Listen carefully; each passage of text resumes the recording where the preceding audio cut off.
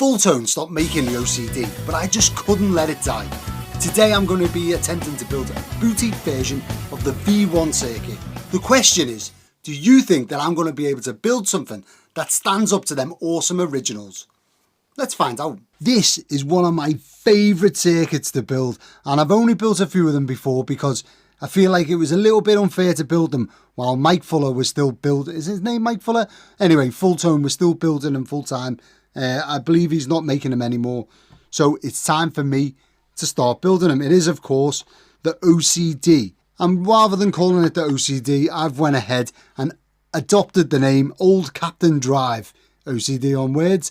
And this artwork here is pretty cool, I think. So you've got our old captain covered in tattoos, smoking a pipe, holding an OCD pedal in his hands, and nod to the original. Now, first thing to say is this isn't going to be a clone of an OCD. I am going to change it just a little bit to make sure that it's its own thing. I'd love to know in the comments if you think that ethically I'm doing something wrong by making this circuit and showing you how to build them yourself. There will be 5 of these for sale, by the way, and they're all going to be in different colours, so each one will be a one-off. The one I'm building for the video is of course the TV yellow, but there's going to be a metallic one, there's going to be a leatherette one, there's going to be various other colours. There's going to be 5 in total though, so grab them. They go live with this video. Grab them while you can. I don't think they'll last long, and I'm definitely not building any more. But I'll be changing the circuit slightly, including by using these bare brown op amp. These are actually really meant for hi-fi, so they're quite expensive ICs. The op amp used in the original ones of these was the TLO82. That's kind of like the poorer, crapper, not as high-spec brother of the TLO72. Regular viewers will know that I love the TLO72, and I believe that if that was expensive and rare, people would be paying thousands for them for their tube screamers because they sound great. Anyway, the TLO82 that was in this originally, or in this circuit originally, was like a rubbish dual op amp, low spec, whatever, in my opinion. And I'm going to be using a stupidly high spec bare brown IC just because, why not?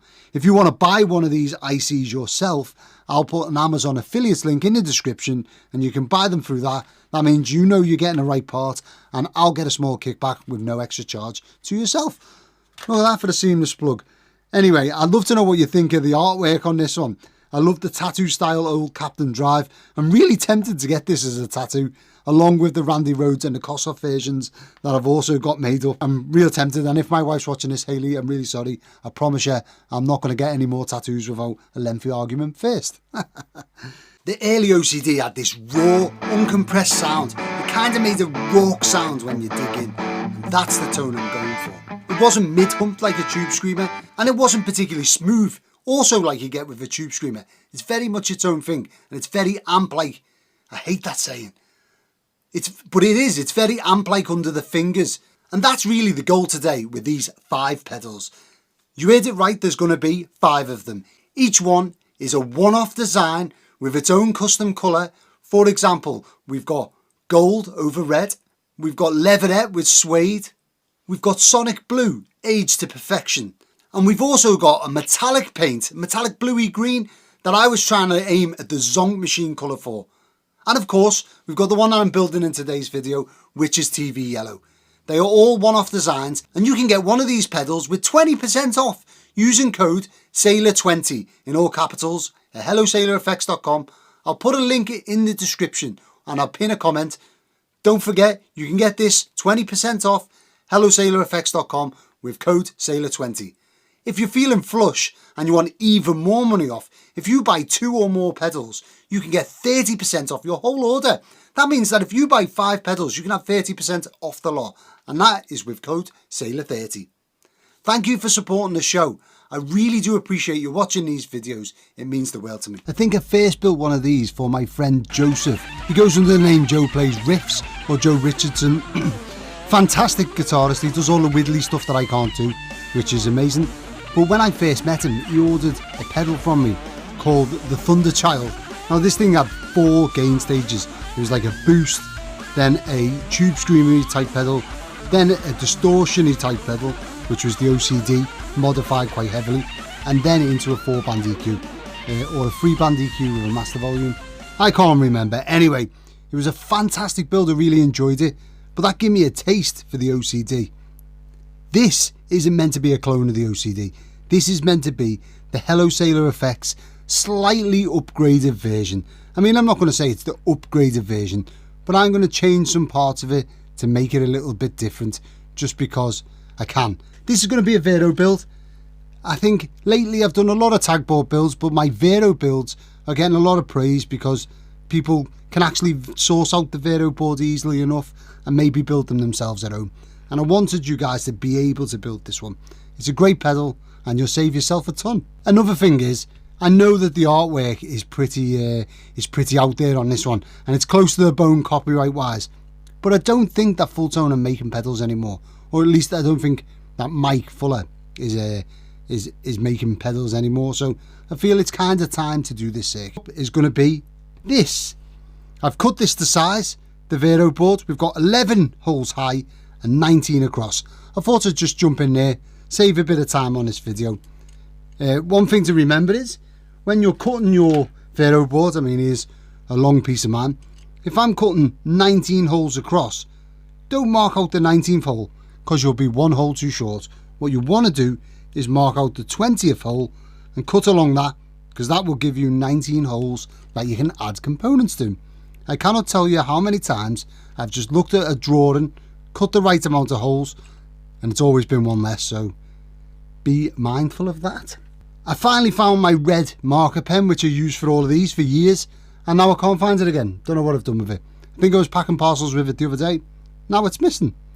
So I am going to be using my my liquid chrome mirror effect pen. And if we bring up our drawing, we can see that we have a large concentration of cut spaces, which are these red dots in the middle, right in the center here. And if we look on the top row, if we count across, 1, 2, 3, 4, 5, 6, 7, 8. Well, this goes in the second row down and the 8th hole across. So if I count that second row down, 1, 2, 3, 4, 5, 6, 7, 8. Now, just to double check that, I can count the holes going towards the other side. 1, 2, 3, 4, 5, 6, 7, 8, 9, 10, 11. And if we get our drawing up again, we can count the holes to the other side of our split here. 1, 2, 3, 4, 5, 6, 7, 8, 9, 10, 11. Now I know I've got this exactly in the right position. It's a great starting point. Looking at our drawing, we can also see now that there are 3 of these in sort of a column going down. So I can just add them in. No need to count.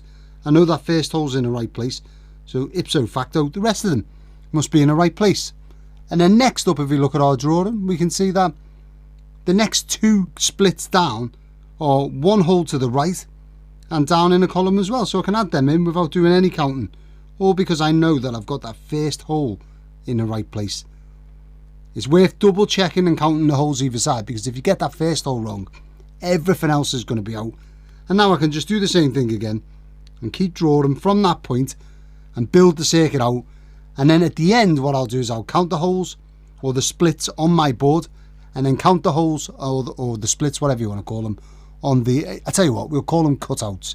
So I'll count the cutouts on my board, then count the cutouts on the drawing. If them numbers are the same, I know I've got them all. Brilliant. I'm going to go ahead and get these marked up now. And then I'm also going to cut them out with my usual technique of using a Stanley blade. Cue Scouse jokes. You fucking Chelsea, aren't you? Yeah. You flash cockney bastards. You know Stanley? I think I've actually had another defect with my microphone again. I can't believe it. I don't know what's going on with this mic these days. Maybe I should have stuck with the Rode Video Mic 2. I don't know. Anyway, just in case the mic didn't work and I have to recap, this is what we've done so far.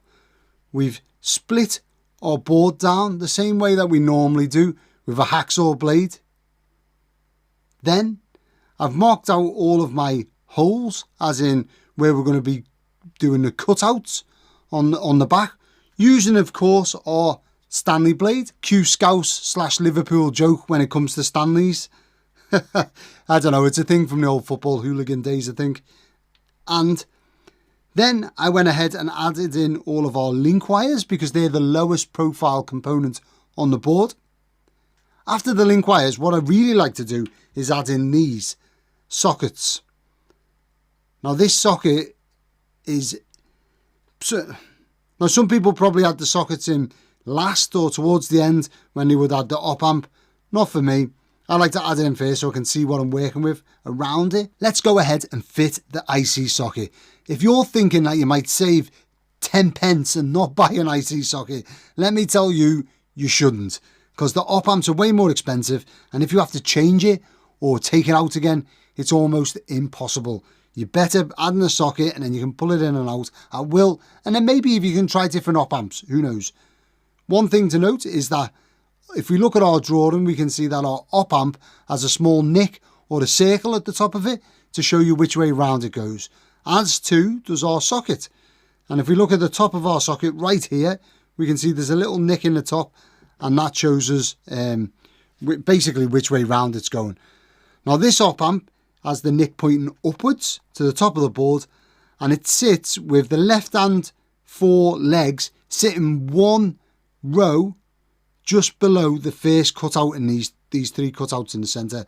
So if I go one below that and put them in, I know this is in the right place. But just to check, I mean, you've always got to check, haven't you? Above it, we have 2 holes. 1, 2. Great. Look at our drawing. Above it, 1, 2. Perfect. Below it, we have 1, 2, 3, 4, 5 holes. Let's check our drawing. 1, 2, 3, 4, 5 holes. Now we know in 2 planes that we've got it the right way round. I can't tell you the amount of times that I've done that after getting halfway through a circuit and then realising that I've cut the board too small or something like that. It just happens all the time. Probably my dyslexia kicking in. I'm not very good with numbers. I have this real weird thing where I change 2 numbers round in a chain of numbers, like phone numbers, or more accurately, service numbers of my sailors. I'll mess up the last two digits. I always have. I just have to be mindful of that. And that also means that when I'm counting holes, I'm terrible at it. So now that that's in the right position, I'm just going to turn it over and then we can wet the tip. Well, hey, I've got to say thank you to everyone that bought one of the new Wet the Tip t-shirts. I think in the last 3 weeks, I sold more of them new Wet the Tip t-shirts from the new supplier than I sold in total of the last branded merch, which is insane. I'm made up. And the t-shirts are so much better quality. I like the design better, but that's subjective. But the actual t-shirts are made really well. The annoying thing is the company charges more for larger sizes, and I'm a bit on the portly side, so my t-shirts cost like £1 more, which is annoying, but I don't really have any control over that, so apologies there. It blows my mind that people buy these t-shirts and like fly the Hello Sailor Effects brand. It's class. Right, if we just clean up the bottom then, snip all the excess off. There's our socket now in, and we can move on to our resistors. Next component along is an 18K resistor. Now I don't have any 18Ks to hand, and if I do I can't find them. It's the middle of the night here, as it always is when I'm making these videos, and I just can't do it. So I've got these 3 resistors. One is a 10K, this one here, and these 2 are slightly over spec, well I hope they are slightly over spec, 3.9K resistors. And due to there being like between 1 and 5% tolerance on the components I'm using, I mean some components are 10% tolerance, but I tend to steer away from them unless you're really going to check. This should put us right in the 18K ballpark. For resistors, if you want to increase the resistance, you add them together. What you've got to think is this resistor itself adds resistance to the electrons, if you like, as they're flowing through. So if this was water, it'd kind of be like a tap half closed to stem the flow of water. If you put 2 of them in a row, there's going to be more water stemmed or less water flow through. That's how I like to think about these because I'm a mechanical engineer. But if I do that old helicopter method and twist the legs together, for these 3 resistors, I should get 18K. just like this. You'll notice that I've put the 10k in the middle. All of these resistors are the same size, so it doesn't really matter. But just my OCD, funnily enough, bearing in mind the pedal we're building, just can't handle it being different on one of the legs. I don't know why. Anyway, give these a quick solder.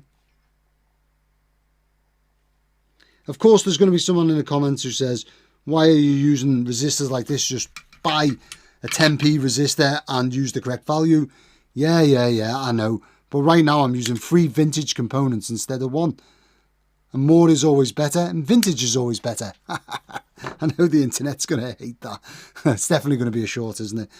Right, so this 18k goes in the next column along from our 2.2k resistor and 1 row down.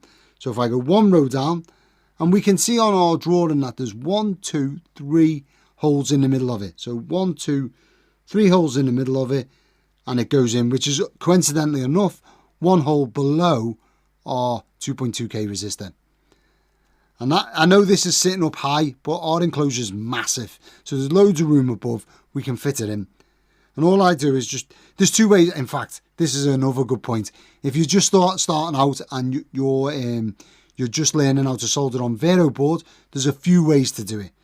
Now, the way that the Navy teaches you is to get a heatsink, a clamp, hold this in place, cut the legs so then there's only a tiny bit coming through, and then solder it in place. Of course, because the Navy's taught me how to do it that way, I don't do it that way.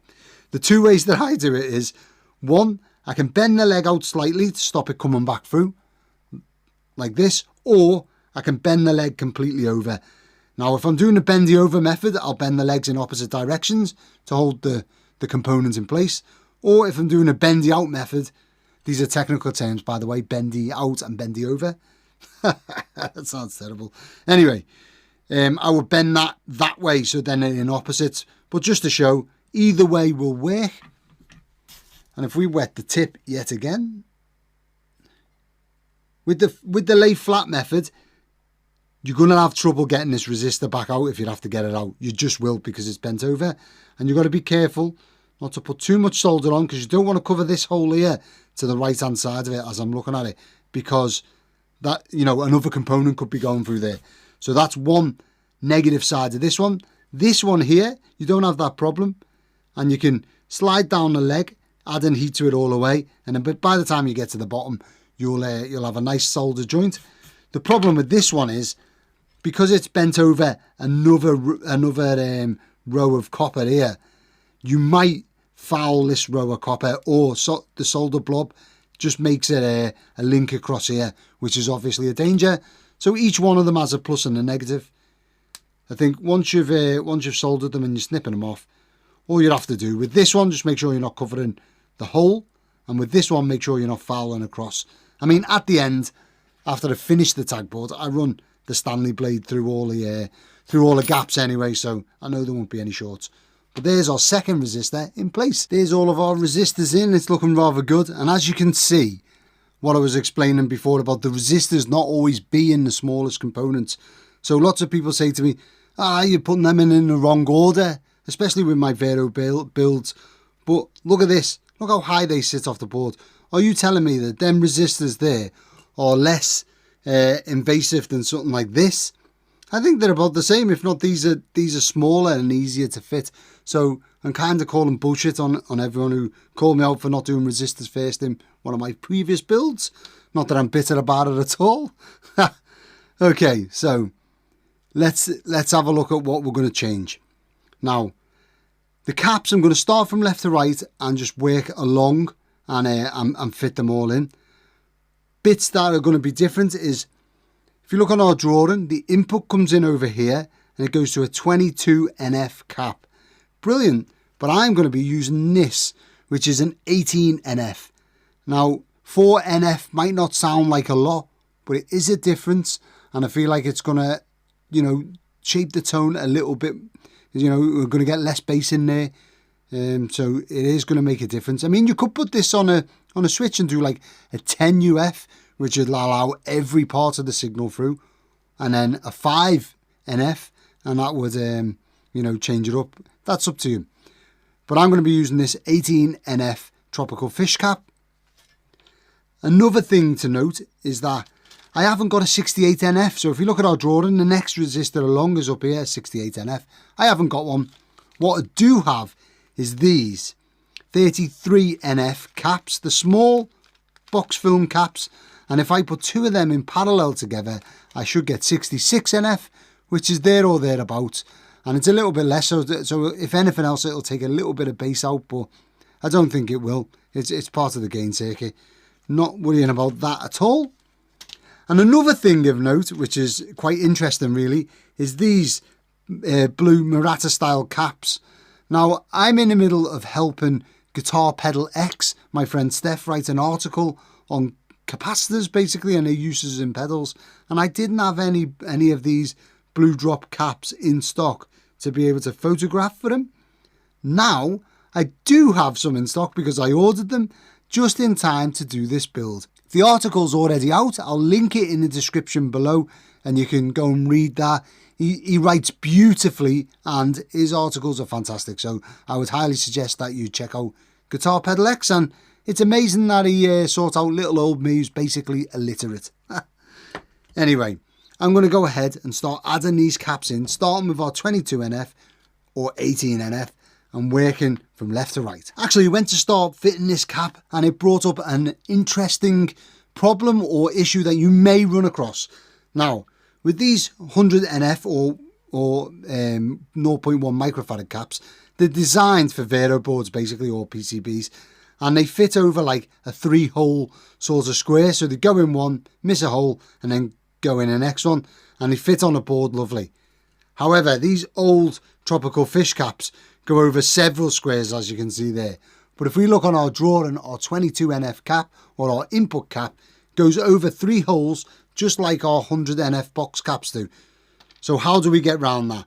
Well, the way that I get round it is I use my flat nose pliers to bend one leg across, back in on itself, and then you can measure 3 holes along, or you can just mark one eyeball it.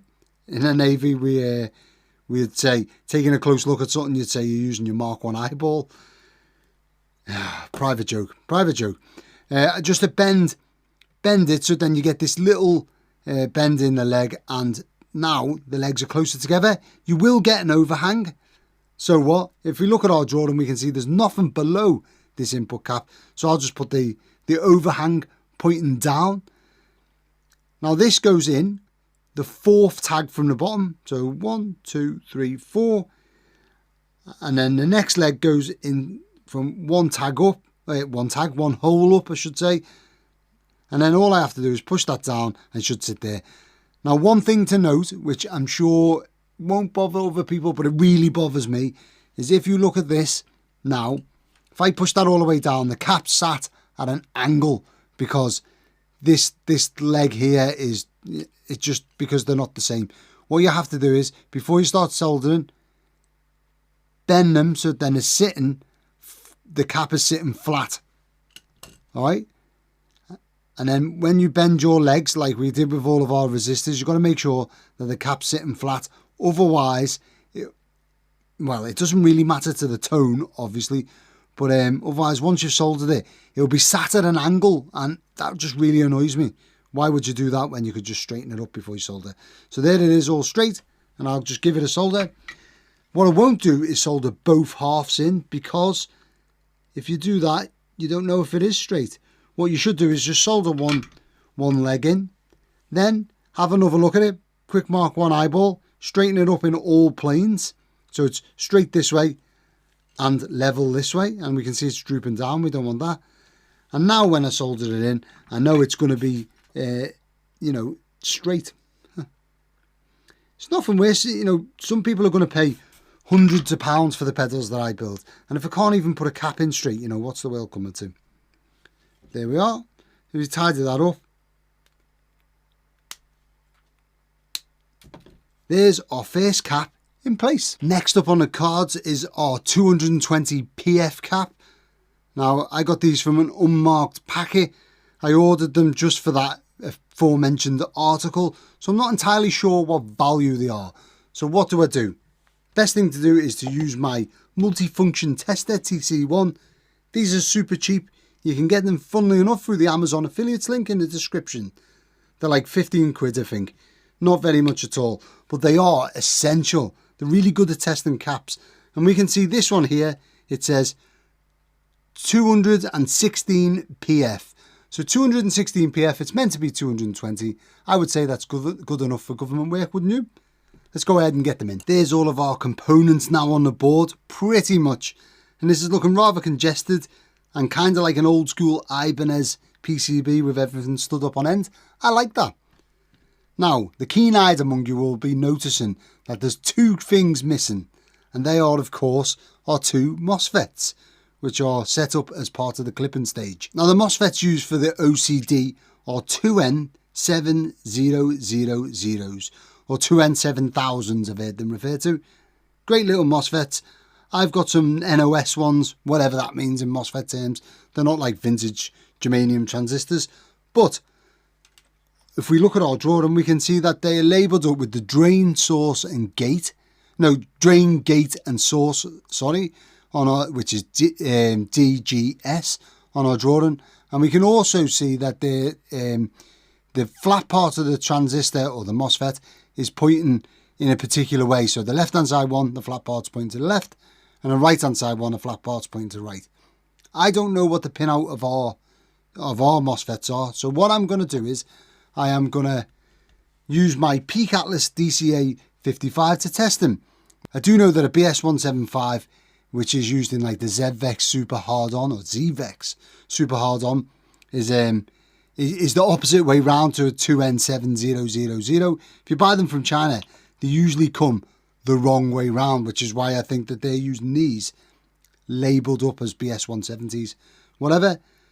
In this one here, we can see that the red is our drain and the green is our source, which is at the top, and the blue in the centre is our gate.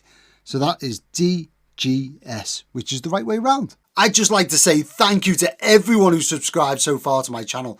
I cannot believe the amount of subscribers we've got now. We're over 7k. I didn't dream that in a million years. In fact, this year, my goal was to get to 3,000 by the end of the year. 3,000 by the end of the year. Can you believe it? Anyway, my analytics still tell me that there's lots of people who don't subscribe who do watch regularly. If you could just please hit that subscribe button, it would show YouTube that I bring value to you, and then they'll share my content to more people. It'll help my channel grow, and I'm going to see if I can reach 10k subs by the end of this year, which, let me tell you, blows my mind. Now that we have our two MOSFETs in place that are set up for clipping, I mean, let's face it, right, if I was going to do a proper mod on this, there's plenty of room in this enclosure. And if we think our board's going to probably take up that much room, there's plenty of room in here that I could have added a clipping switch, maybe somewhere here, and just swap these out for some diodes as well. So you could have had one position diodes, one position no clipping, and then another position you could have some, you know, the MOSFETs themselves. Fine. I'm not doing that just because, to be honest, I really like how the MOSFET sounds. They're really part of the sound of this pedal. Next stage is going to be adding some wire, but before we get there, let's add in our stupidly expensive Bear Brown OPA, what is it, an OPA 2134PA. Let's get that in there. It's a bit of a squeeze because there's so many components in there, like big components sticking up the top. And remember, you've got to squeeze the legs together a little bit to be able to get them to fit it in the sockets, because they come with the legs flayed out, if you like. If you squeeze them in a little bit, it will fit, and you've got to remember to put the dot pointing at the top. If you don't put the dot at the top, you'll have the wrong pin out, and your op amp will be connected to the wrong parts, so it won't be any good. Right. The reason why I add it now is because A, you don't have all the wires in a way that we're about to fit, and B, once it's in the enclosure, it really is a pain. To add the wires to this, the best way that I've found to do it is to add them now while it's off the or out of the enclosure, I should say, and that way you can get in, solder them on the bottom of the board. Once it's mounted in, it's really hard to do. But what I like to do is I take my silicone wire, I'm using blue today, and all I'll do is I'll just count how many wires are on each side of our board. So on the left hand side we've got 1, 2, 3, 4, and on the right hand side we've got 1, 2, 3, 4, 5. So that's 9 wires in total. All I do is, depending on the size of the enclosure, depends how much wire I cut off, but about, you know, that length. I'd say, what is it, a foot at a guess? I'm not really American, so I don't do inches and feet, but I'm going to cut off 9 of them, like so. But when we've got 9 of them, I'll strip the ends by just using my snips to strip the end, give it a twist, and then we'll tin it, because this is stranded wire, and I want it to be a solid core type jobby for when I'm fitting it through these through the board. That gives me like a solid bit to work from. It also means that when I solder it on the board, you're definitely going to get a good connection. If you look at our left hand side, the gain 2 and 3 goes to the 4th hole down. So 1, 2, 3, 4. So we bend that over like so, and then what I'll do is I'll fit all of the wires in for one side, and then flip it over and I solder them all in one go. But I'll just do this one here to show you. Now, what you're going to make sure that the wire that you've bent over is in line with the strip and not like sat off to the side like this. Yes, you can snip it, but that little overhang could be the thing that causes a short, and you definitely don't want that. So just make sure it's sat straight, and then you can wet the tip and give it a solder. It should adhere straight away, nice and easy. And then snip off the excess, and there is your wire fitted. So I'm going to go ahead and just get the wires for both halves of our Veroboard sorted, and then we'll get it all mounted in the enclosure. Now it's time to get everything mounted into the enclosure. So what have we got? We've got our board, of course, our usual gold pin 3-pole double throw switch. These are my favourite ones. We've got some of our usual Switchcraft style jacks. Our pots, which are, I mean, you could just look at the drawing. We've got a 500k audio, 100k log, oddly enough, for the volume, and 25k log for the tone. I've got a 22k just because that's what I had. I don't think it's going to make all that much difference. Our massive silver washer, because that does make a difference. It makes it sound better, of course. And one interesting thing is I've got this LED. I got a few of them from my buddies over at Switch Electronics, which are like flat tipped LEDs. I've never used these before. They look pretty cool. So I'll be using this in here. They'll be blue for all of them. And of course, remember that the other pedals that I'm building, there's another 4 of these. Each one is a different colour. They will all have the exact same components, just because, well, why not? So let's go and get everything stuck in the enclosure. Oh, do you know what I've just noticed? Look at this. Let's look at our drawing. In the bottom corner here where it says tone 2 and 3 to ground, look below it. It says switch is a single pole, single throw.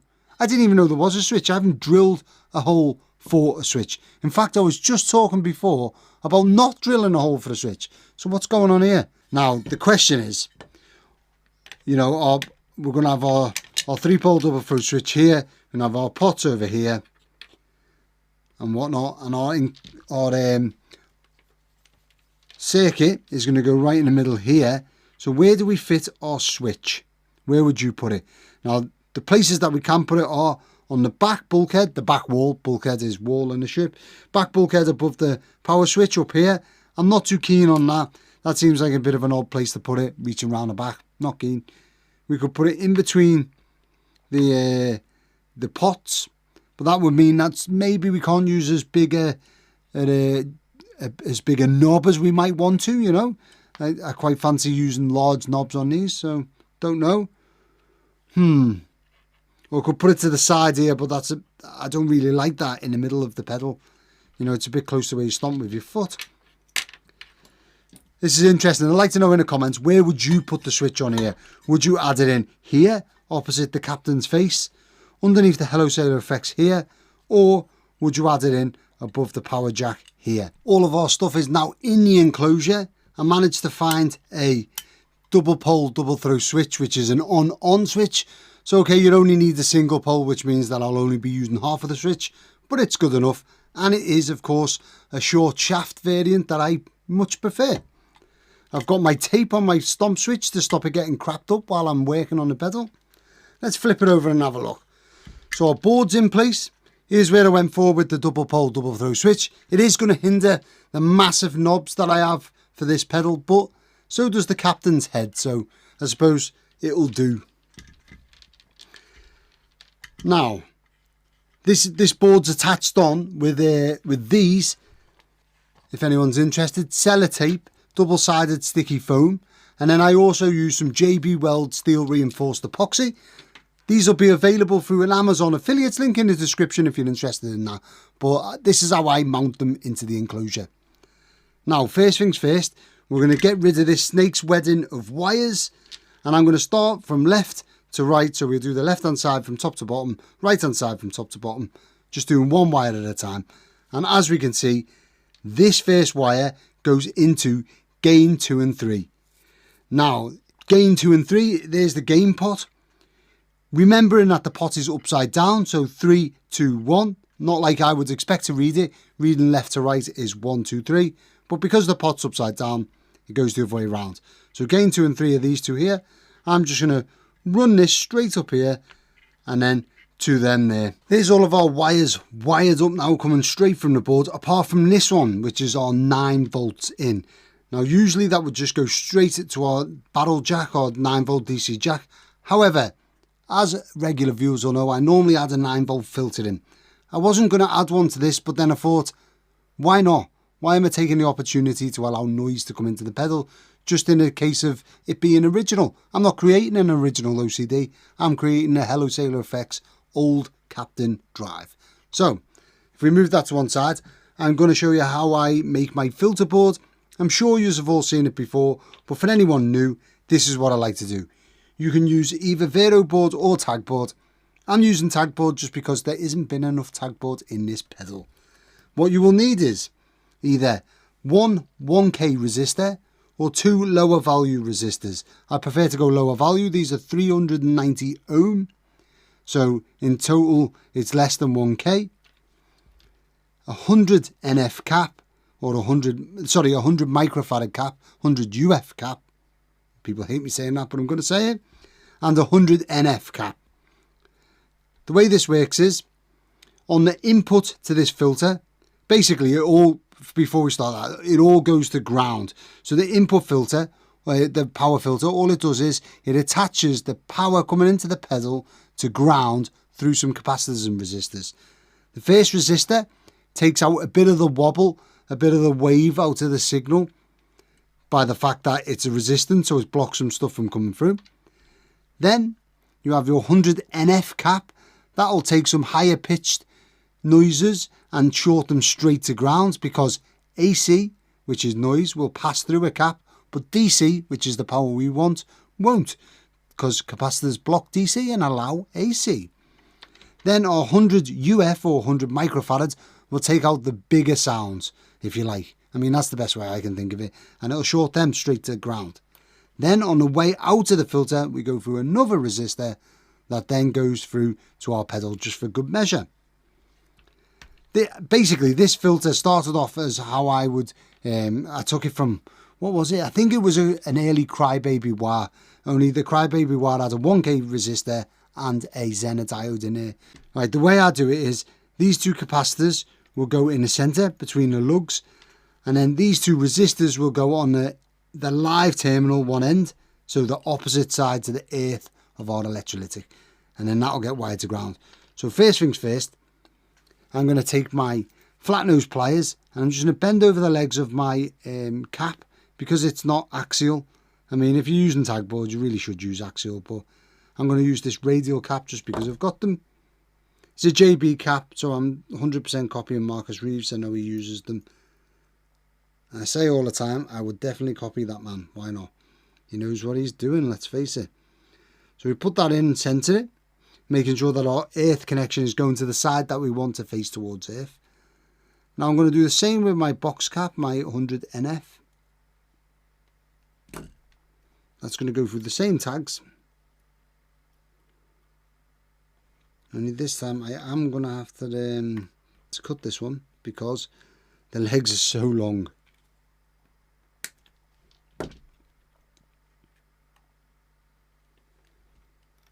Right, now we've got our caps there. All I'm going to do is just solder one end, and then we can straighten them up. There we go. Now if we straighten them up, we might have to bend them out of each other's way, but it doesn't matter if they touch each other because our radial electrolytic is covered in an insulation sleeve, so it doesn't really matter. And I don't think parasitic inductance is going to be a massive thing here. Maybe it will. Let me know in the comments if you think parasitic inductance is going to be a thing or not. That'd be interesting. And if you're going to comment on it and tell me it is or it isn't, give some reasoning behind it, and also give some context on the voltage, because a higher volts, it definitely makes a difference. Right, there's them two in. Now this end here with our earth stripe, so that the negative side of our polar cap, this is going to attach to ground.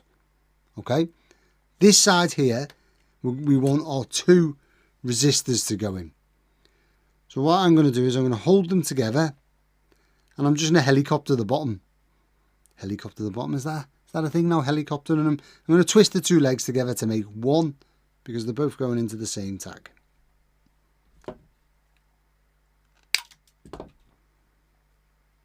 And then I'm going to bend over the tops of these to make a hook.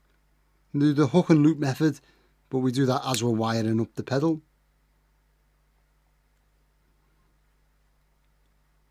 Would have been probably better to do this before splitting them together so I had room to get in, but there you go. Right, now this is going to go in, remember, the end that doesn't have our negative side to it. So let's wet the tip. We can straighten it up once we've got it soldered in. That's not great.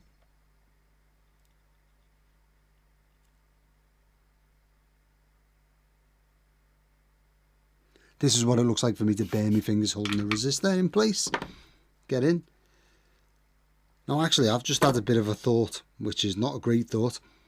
When I'm positioning this inside the enclosure, I could probably add this straight to the DC jack. So one of these resistors is going to have to go to the live, the barrel jack, the DC jack.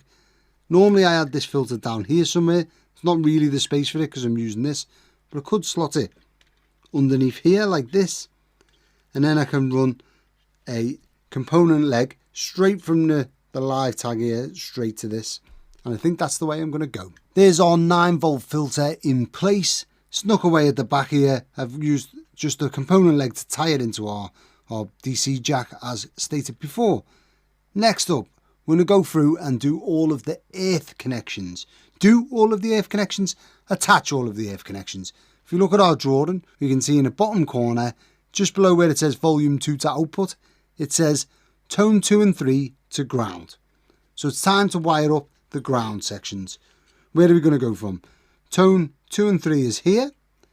Now both of them going to ground are going to come round this loop here, and I know it's a long way round, and round the back here, and it's going to go up to this connection here on our DC jack, which is the ground connection, and I'm going to run a bare wire from, basically I'm just going to skin the outside of that wire and twist it up and solder it, and I'm going to run that right the way across the two of the jacks, and that's going to be our earth buzz bar.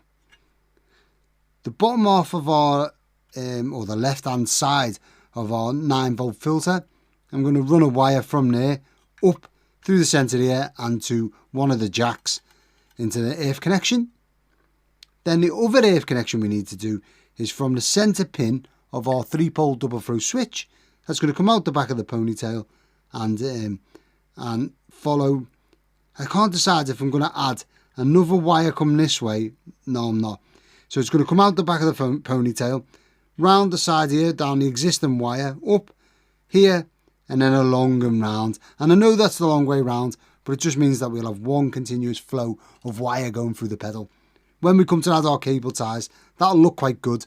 Okay, longer lengths of wire means more capacitance essentially, but I don't think it's going to matter in this pedal. I really don't. I mean, the pedal I built for my mate Joe, it was massive. It had tons of wire. Part of the pedal was in the enclosure lid, so I had to run an umbilical cord out And yeah, basically the Thunderchild pedal, there was no problem whatsoever with that, and it sounded pretty good if I do say so myself. Next up on the cards is going to be our volume pot. The output of our whole circuit is going to go through this wiring loom round here, round the back of our ponytail, and up into this tag here on our 3-pole double throw switch. Now that that's in place, we're going to go ahead and do our signal wire and the bypass. So our signal comes from this jack here, which is our input jack, because the pedal's upside down. I'm going to go round the back here and into the jack here, follow this wiring loom right the way round, up the ponytail, and into this left hand side tag on our 3-pole double throw switch. Then we'll attach a link wire between here, which is our bypass wire. Then come out of this switch here at this center tag on the right, follow the wiring loom right the way round, the same as before, round the back, and then into our output jack, which is this one right here. Then after that, all we've got to do is the LED, and we're home free. Here's our pedal fully wired up with all of our cable ties in. I did, of course, go with blue silicone wire and red cable ties for this one. I'm really excited to see how it turns out. Now it's time for the part that I haven't done for a while. It is, of course, what knobs would you choose? Now, I kind of got stuck with this one because I initially thought I was going to go with these Klon knobs. I was certain of it, which is why we also went with the red 9-volt connection on the back. However, the knobs don't fit because we've got this little switch here that's in the way, and actually I think they probably, they would have just fitted without it, but they would really be obscuring the old Captain on the old Captain drive. So I'm going to exclude the Klon knobs, they're not happening. Our next choice is going to be cupcake knobs. I quite like the cupcake knobs. I think the brown ones go really well with the TV yellow. I'd be interested to know what you think about these ones. They don't obscure the Captain's face very much, but they do a little tiny bit, maybe. Don't know. But I love a cupcake knob. I'm trying to find a place to use these. I bought them ages ago to go with a Cadbury style pedal that I did. I did like a purple pedal with a TV yellow underneath. And I've been looking for something to use them on. Again, I think it's the same problem with the cupcake knobs. They just obscure the old Captain a little bit too much for my liking. I don't know what you think. These brown sort of witch hat knobs. I will find something for them to go on. Suggestions, of course, in the comments on what I can build to go with them knobs would be much appreciated. Now, here's an interesting one. These are Bakelite. They're replica Neve knobs. I love these things. Absolutely love them. So, bonuses for these. They look cool on anything, basically. The Bakelite, which means that they feel awesome in your hand. They're not obscuring the Captain on the old Captain drive. They match the red DC jack, which is always nice. So I'm not seeing a downside to these. I mean, you can get into the switch easy enough. I like them. So they're a possibility. And then out from left field, as you can tell, I really wanted to go brown or maroon. But out from left field, we've got these Bakelite knobs, which are black and silver. They're kind of like what I use a lot on fuzz knobs. These are pretty cool. They don't really obscure the Captain too much. Maybe the skate on them does a little bit. Positives though, the Bakelite, so they feel awesome. I mean, these things, just look at that. They actually look awesome too, if I do say so myself. And also the black matches like the black outline of this, and the silver in the centre here matches the silver complements of the LED bezel and the large washer. Bad things, they do obscure the Captain's face more than the Neve knobs. Only by a little bit though, and they don't match the DC jack. And I'm definitely not changing that at this point. Decisions. I'd like to know in the comments, which knobs would you choose if this was your pedal? And now it's that time again. It is, of course, the sound sample. But before we get to the sound sample, I'd just like to remind you one more time that I have 5 of these pedals available. Each has an individual finish that makes it a one-off design. They're the only pedals I'm going to do with the old Captain drive artwork on. I mean, let's face it, I'm probably going to get a cease and desist. But they're going to be the only ones with that artwork on. Once they're gone, they're gone. Now, you can get 20% off any pedal in my website for the whole of August using code SAILOR20, all capitals, or If you buy 2 or more pedals, you can have 30% off your whole order with code SAILOR30. Thank you for buying pedals off me. It really does help keep this dream alive. This is my 74 Les Paul Custom. Can you guess why I bought this guitar and what I'm going to do to it and what artist I'm going to be chasing after? Don't worry, it's not an original 74. It's had loads of bits changed on it. The pickups aren't original. The bridge isn't original. You know, I'm not too sure on the tailpiece. The pots and stuff are, and I think that the knobs are, but all of this is going to change. I'll be keeping all the old stuff just so then I've got it. However, I'd like you to tell me in the comments which artist you think I like enough to go after their guitar with this one. I'll give you the hint, I won't be adding a third pickup in the middle. Anyway, this is my clean tone. Helps if you turn it up. Low gain.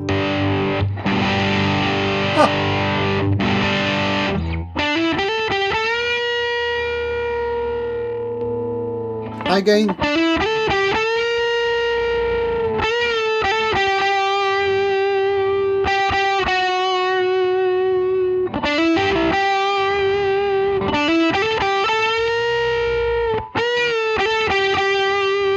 Rolling back the guitar's volume.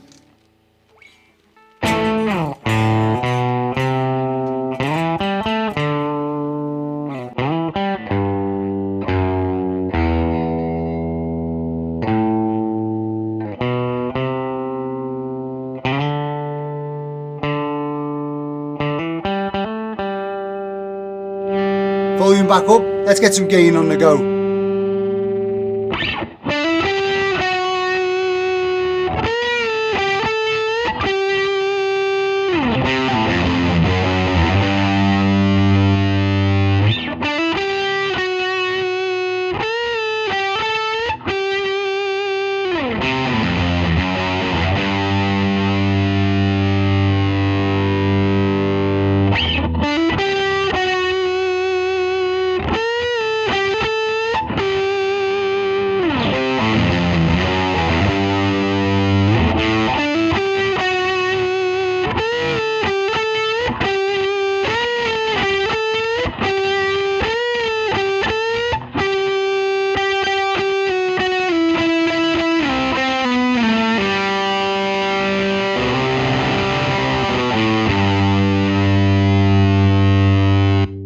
Okay, so I really like the sound of that, and this guitar, by the way, it feels like an old pair of slippers already.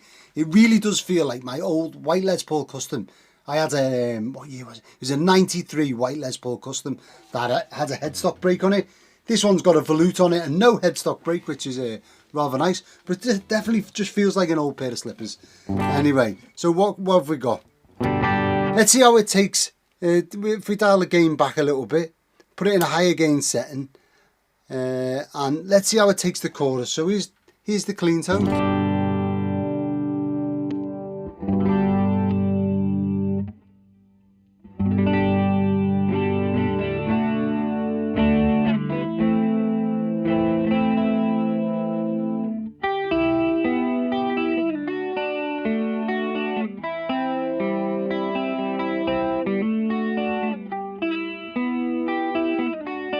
I mean, that chorus is lovely, isn't it? So let's hear it with this.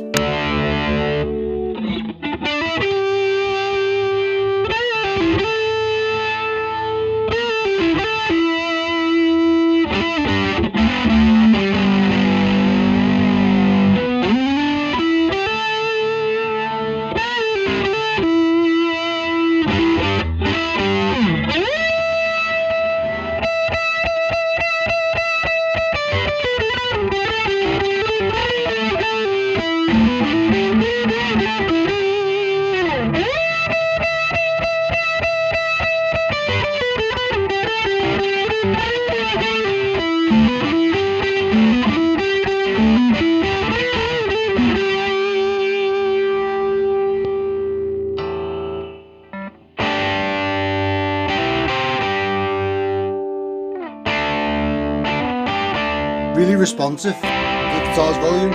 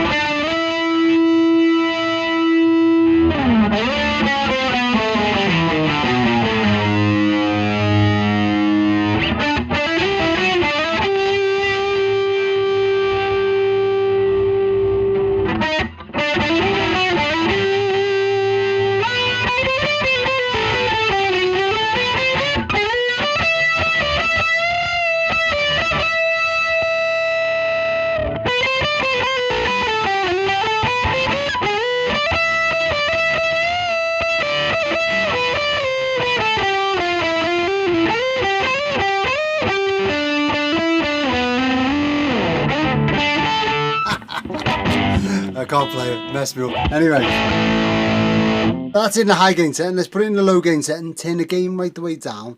Like, I don't know, right the way down, let's say. Turn the volume up. That's a clean. So that's gain at 0, using it as a boost and giving it a bit of treble in a low gain setting is it's pretty good.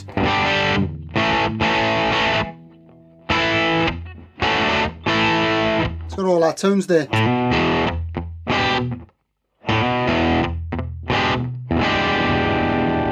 Put in a high gain mode, low setting. That sounds better to me. High gain mode just sounds better.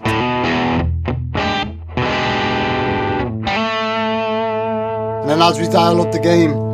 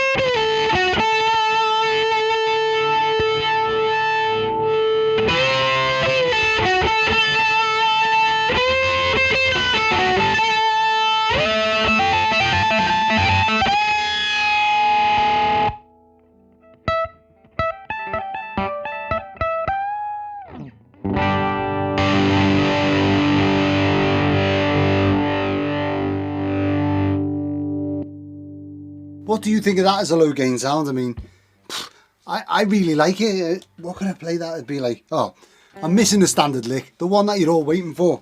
Bit of Gibbons. Turn it down a bit.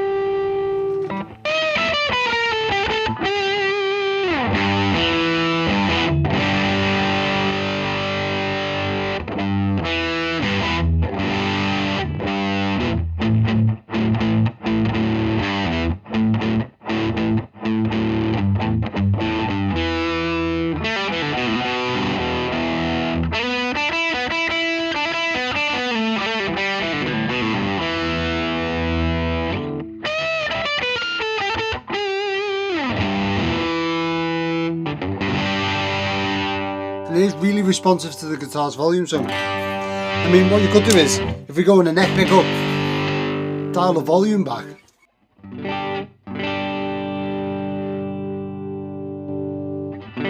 I mean, that's pretty clean. You could play something like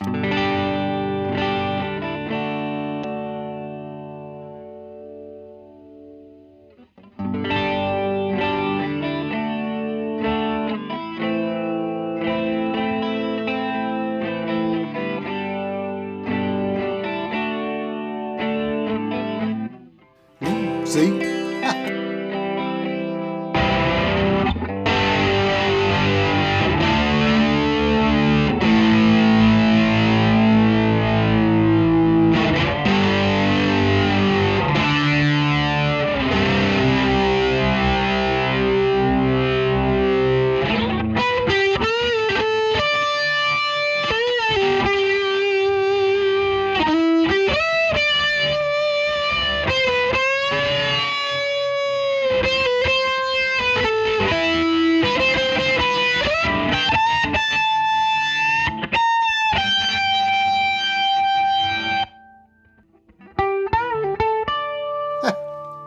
I've got to say, I really wish that I had designed this pedal. I love this circuit. It sounds fantastic, especially with the Les Paul Custom. It really does sound good. Unfortunately, my playing isn't really up to demo and how good this pedal is, but you'll have to take my word for it. It just feels fantastic. If you like this video, you're really going to love this video where I build one of my Kossoff drives.